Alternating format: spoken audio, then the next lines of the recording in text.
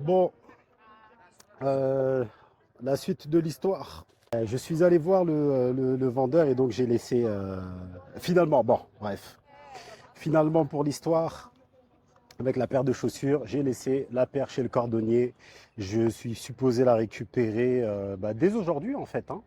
Est-ce que j'irai pas maintenant d'ailleurs? En train de réfléchir parce que là, je suis pas loin de Jamal Afna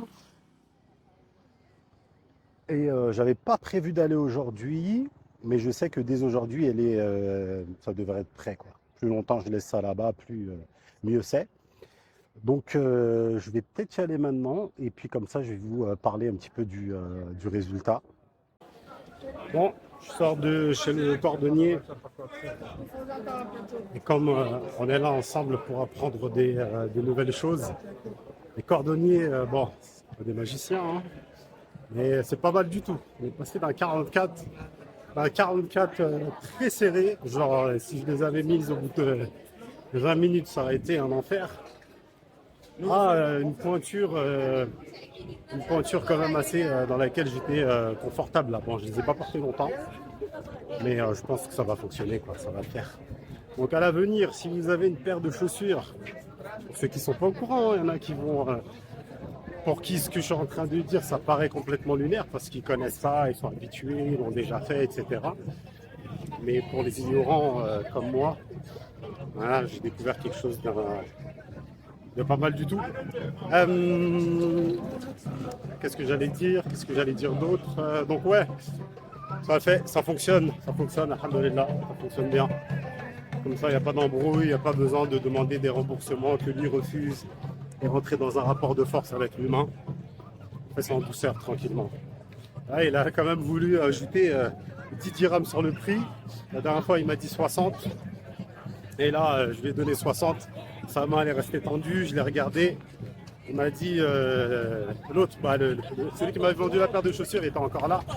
Puis il me dit, c'est 10, c'est 70. J'ai dit non, la dernière fois, il m'a dit 60. Donc 60, c'est 60. Et le gars, il a laissé. Donc voilà quoi. Euh, ouais, je voulais venir sur un petit point en ce qui concerne l'aventure ici, au Maroc.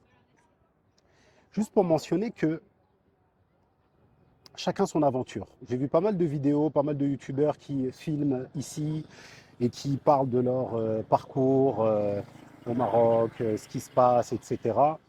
Moi, j'ai décidé d'être absolument le plus transparent possible, à la fois sur les aspects positifs de l'aventure ici et aussi des aspects négatifs, hein, parce que comme je disais dans la vidéo précédente, on n'est pas au paradis.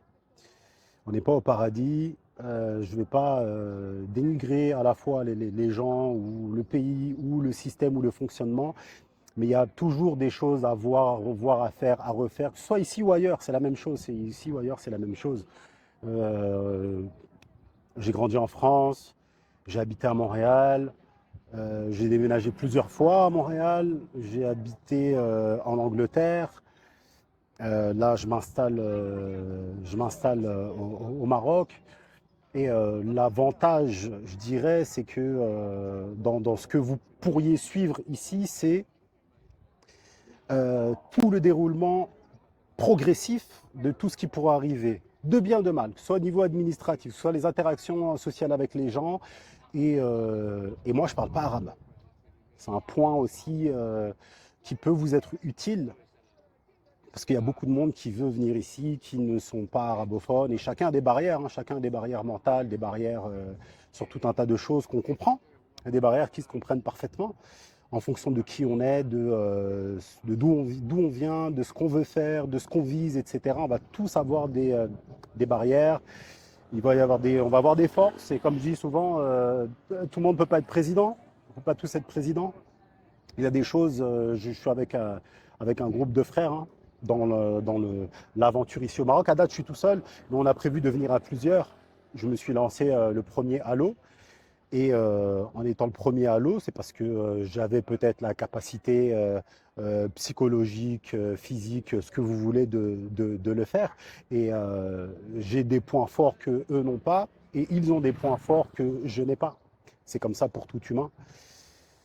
Et donc voilà, c'est une aventure, c'est une quête. On est à la recherche de quelque chose qu'on espère retrouver ici, dans notre quotidien, avec les enfants, pour nous-mêmes, une stabilité psychologique, émotionnelle, ou en tout cas des choses meilleures qu'on avait pas avant. C'est sûr qu'on va retrouver des choses qu'on avait, qu'on va retrouver, qu'on ne va pas retrouver plutôt des choses qu'on avait avant, hein, forcément.